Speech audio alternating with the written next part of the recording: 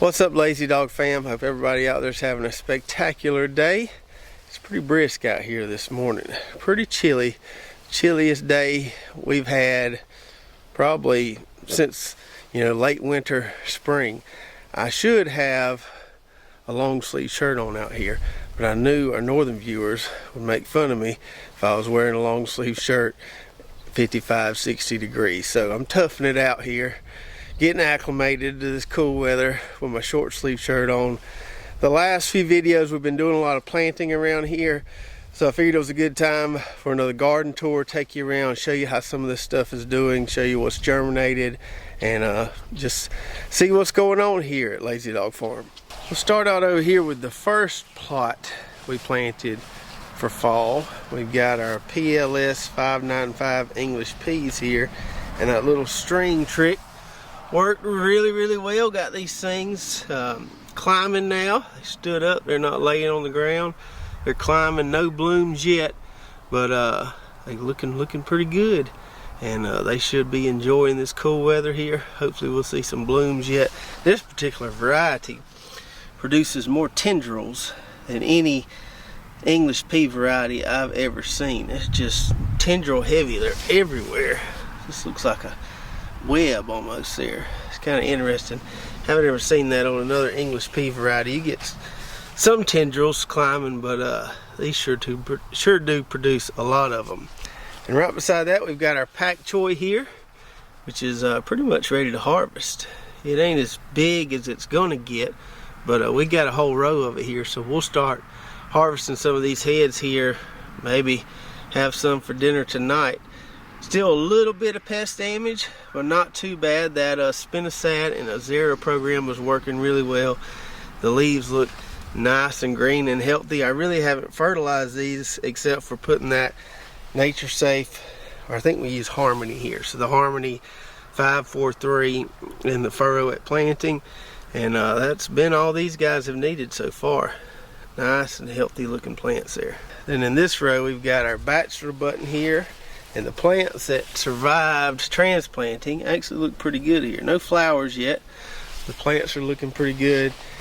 If we go down here, we've got our calendula, and starting to see some blooms there. Haven't opened up yet, but we got a few blooms on those guys. So those will be some nice pretty flowers to see. And we got our Savannah mustard here. I cooked me a mess of these the other night. You can see how I cut them there. So we cut about half the row to make a good little mess, and we still got half a row left there.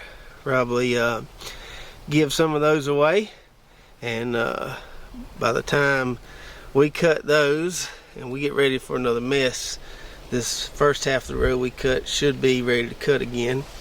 And then lastly in this plot we got our giant marigolds, which are finally blooming, and these things are looking beautiful.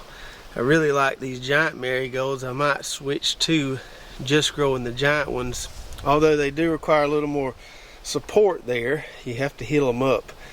But I like the size of these plants. I like the size of the blooms. I like the fact that the stems are longer, so you could cut these, put them in a vase, bring them in the house. Just really liking the giant marigold so far. And then this big plot here is the one we cleaned up on the last video. We had pumpkins, iron clay peas, peppers. Got that cleaned up, and threw us down a cover crop cocktail here. Don't see any greenery yet, but you can see those seeds are germinating there. They're popping, but don't see any leaves yet. Probably will, maybe by the end of the day today or tomorrow. A lot of this stuff here usually pops pretty fast, especially given the rain we had the last couple of days. Over here in the dream garden, we'll start out with this newly converted no-till plot.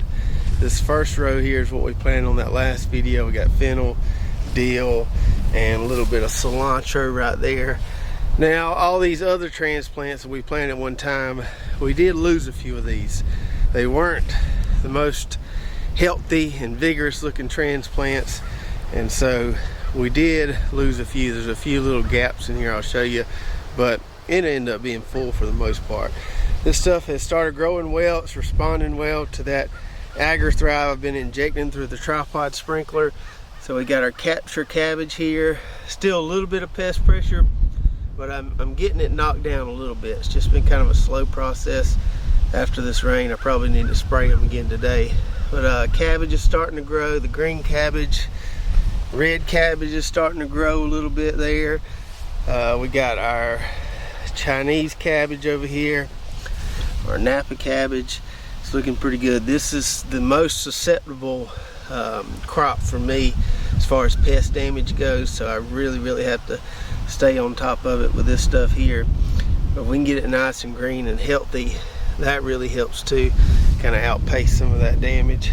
And we got our rutabagas here. They're starting to look pretty good. They look pretty rough. Had a good bit of transplant shock with those, but they've turned the corner and putting on some nice leaves. We got broccoli and cauliflower here. Those are looking a lot better. There's a little gap where we lost 3 or 4 transplants. It is what it is. Brussels sprouts here. I had pretty good survival with my Brussels sprouts transplants, and they're starting to grow pretty good there. So happy with those. Lost 1 or 2 Brussels sprouts right there, but most of them made it for the most part. And then right here is probably my biggest little gap in this plot. Probably about a 6-foot gap there. We got some red cabbage down there. We got some Savoy cabbage right here. But I think the Savoy cabbage was planted right there, just didn't make it. Might have just been some weak transplants, but oh well. I really don't have anything to stick in there at this point. We'll just deal with it. But we got plenty of good groceries in this plot to eat. This plot here is where we have that little bit of kale left, where our sweet potatoes were, and we planted that trifecta mustard blend in addition to some nematode control radish. And if you put the water to this stuff, it'll get up and going in about 2 days. I think it's been about 3 or 4 days since we planted this, and you can see it's starting to fill in really good. I like how fast this stuff gets up and growing, even though we don't have to worry about a ton of weed pressure right now because it's cooled off a little bit. The warm season weeds aren't growing as fast, but this stuff really gets going and provides some real quick ground cover for you. In this original no-till plot here, I still have to spread this compost out for my onions. Probably going to do that this weekend and try to get onions planted next week once it's November. So I do need to spread that out. Still a few weeds out there. I've hoed some of them. Still a few pig weeds popping up, and that's just a product of when Brooklyn's uncle come in here spreading this stuff around. He got a little deep with the bucket in some spots, and it stirred up some weed seeds. So that's one disadvantage to this no-till process when you're just covering up weed seeds by adding more and more compost or mulch, whatever it is. If you do accidentally dig down in there a little bit, you're going to stir up quite a few weed seeds and have to eliminate them. But we'll take a hoe, we'll take care of those guys, so hopefully they won't be a problem come onion planting time. And then this plot right here, I'm pretty proud of this plot here. Pretty proud of how things are working out here. So if you've been watching our videos for the last few months, you know that I've started playing around with this whole cover crop intercropping thing. Planting a vegetable crop and coming behind that and planting a cover crop and letting them kind of grow together. Now this will not work for every single vegetable we grow. It will work for vegetables that are planted and then there's kind of a one-time harvest. You wouldn't want to plant a cover crop and then be in there stomping all over it for something you have to harvest almost every other day, like squash or cucumbers or something like that. But for some of these things we grow where it's a one-time harvest, like pumpkins, watermelons, potatoes, corn, I think there's some really good opportunities there to do some of this intercropping with the cover crops, and it basically keeps you from having to weed, basically keeps the crop maintenance free, besides maybe giving a little water here and there. It really makes things easy for growing out some of this stuff. You don't have to worry about weeds, and you have a cover crop in there doing its thing. Now the iron clay peas and pumpkins worked really well. I like that combination. This here garden cover crop mix we got from True Leaf Seeds is working really well with these fall potatoes and this glass gem corn that's finishing up. I'm going to keep trying out different combinations. I'm sure we'll fail plenty of times trying to figure out some good combinations, but we'll keep you updated as we figure out some good combinations, some good timing for vegetables and cover crops in the same plot, because this is a winning technique for sure, I can tell you. It's just kind of figuring out the timing on it and which vegetables and cover crops go well together. So back to the plot here, we can see within that cover crop mix, we got all kind of good stuff here. Growing some brassicas, you can see those winter peas there, the triticale, winter rye, all kind of good stuff. And you can see where these potato rows are.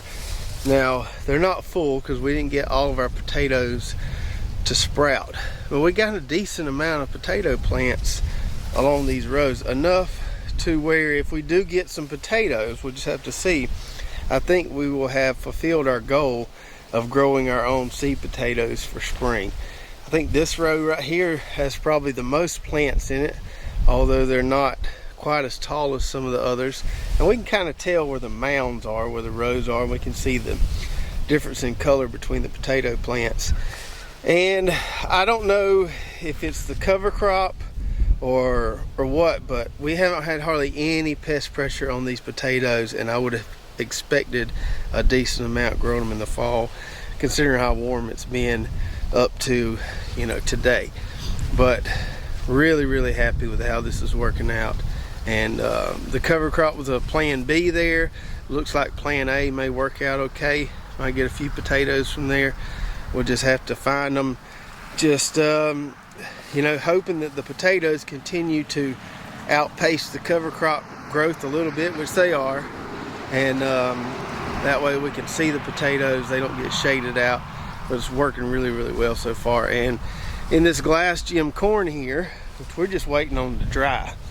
So no point in sitting here and weeding this ground while we're waiting on this corn to dry. Might as well have a nice cover crop in there, right? It's not going to affect anything. And our glass gem corn, let me go down here and I'll show you one of the ears. It's starting to dry a little bit. Some of the stalks are still green. We still got a ways to go. But starting to show some nice color here. See if I can focus in on this ear right here. Take a look at that. Isn't that pretty? So they were kind of really light colored, and now we're getting some nice dark, kind of glossy, gem looking colors on there. And I think we're going to do all right with this. Haven't had any worm pressure that I've noticed. The ears are small, but I think they're supposed to be kind of small. And we'll at least have a good seed crop here, which was the goal. Might have a few extra ears to play around with, grind up some grits, or, you know, try to pop it. We'll just have to see. But I think this is going to end up being a success, although I wasn't very hopeful initially when we planted this stuff, and when it got up and growing, had a lot of worm pressure and it looked rough, but turned the corner. Over here in this plot where we put a heavy load of compost down, we've only got 3 rows planted. We'll be putting some elephant garlic on the end there, maybe this weekend or the next few days. But we've got our kale, our Portuguese kale, and our collards here. All the transplants we planted here look pretty healthy, look pretty good, and they have taken off really fast, a lot faster than those other transplants did. So we've got some good new growth on this darker board kale already. Those are looking nice and healthy. I think this Portuguese kale looks the best out here. This stuff is growing really nicely. So I'm liking that stuff so far. That may end up being a winner for us. And then our collards here are looking pretty good. Got a little bit of worm or bug munching going on those guys. I haven't sprayed these yet, but I probably will. Usually don't have to spray the collards and kale as much as some of the other stuff, but we may need to hit it at least one time just to minimize the damage here. And then we've got this plot with all this stuff that tests our patience as far as germination goes. And we got pretty good germination. We'll have to get down here close to see it. So in this first 3 rows, we've got our double rows of carrots. And we can see there, it may look a little sparse now, but it actually fill in pretty nicely. Pretty happy with the germination here. So we've got plants there, drip tape, and then seedlings there on the other side. So we got our double row there, and you can see that's why we plant the carrots in a band, so they're just kind of scattered out in about a 2 to 3 inch wide band there. And we'll get some nice foliage and cover that little gap between the double rows. But really happy with my carrot germination. Here's some more. You can see these a little better. They're a little brighter. But we won't thin those. We'll leave them in there thick like that. And once they get up, they'll give us some good shading there. Another good row of carrots here. Now, carrots test your patience, but parsnips will test your patience even more than carrots. These things have been planted about 2 weeks, and they're finally starting to come up. We can see a couple of them there. I should have planted them a little thicker. I was just worried about planting them too thick, but we'll see what comes up. We've got at least some plants there. I don't know if we'll have enough to get a good foliage cover like we want with the carrots. There's 4 or so right there. We'll just have to see. But we are getting some parsnip germination. And then we got our beets here, which germinated really well. Some of these are in there thick, and probably will make some smaller beets. That's okay. We like those smaller ones for roasting and stuff and pickling. And then some of these that are a little more singled out will make some bigger beets. So we'll get some smaller ones and some bigger ones. We got a double row there, and then we've got double row here. We got some volunteer flowers coming up in there as well. But I like what I'm seeing as far as the beet and carrot germination. It's going to look a little scraggly like this for a while, but once those plants get up and fill in, it should look nice and pretty. And then on the other side of those beets, we've got our lettuce here, which I think all but 1 or 2 transplants made it, which is good. These did look pretty healthy at transplanting, so I figured we were gonna have a decent survival rate. We got our Tropicana leaf lettuce right there. All this stuff is growing really fast. We've got our Sparks romaine right here. It's looking really good. We usually don't have hardly any pest pressure on lettuce. I say that, watch me have a bunch this year, but we usually don't. And then we've got our Adriana butterhead right here, which looks really good. So super happy with our double row of lettuce so far. Over here behind the dream garden, where we still have a little morning shade from that pecan tree, this is where we planted the caliente mustard. We removed those, or cut those ochre stalks, planted this caliente mustard and the nematode radish. You can see we've got some good germination there in just 3 or 4 days. Stuff comes up fast if you water it, and should have some good ground cover on this stuff here pretty soon, covering this entire little spot right here around this 1 row of ochre that's left. And then right beside that, we've got our Balanza clover, which is filling in nicely. It was a little slow to get going, but it germinated well, and as the plants grow, those little gaps kind of fill in, and we end up with just this lush carpet of clover, which is what we're going for. I just love looking at this. It's one of the most pretty sights in the garden to me, just seeing a lush blanket of clover on our soil there, and knowing that those chickens over there are going to thoroughly enjoy this. I don't think it's quite ready for grazing. I'm going to wait till some of these gaps fill in, wait till it gets about 4 or 5 inches tall or so. It's probably 3 or 4 inches tall in the middle. So not ready to graze it just yet, but it will be ready for the chickens pretty soon, probably within the next few weeks. And so right now the chickens are working on this plot where we had some failed fall pumpkins, but a good plot of iron clay peas. They've almost made it around the entire plot. They made it around the perimeter, so took them down that way, around the back end, up this side, and now we're just working them down the middle here, moving them every 1 to 2 days. Just depends on, you know, how much they eat. Some days they'll, you know, need to be moved every day. Some days it takes them about 2 days to really munch down all the stuff that's inside their pen there.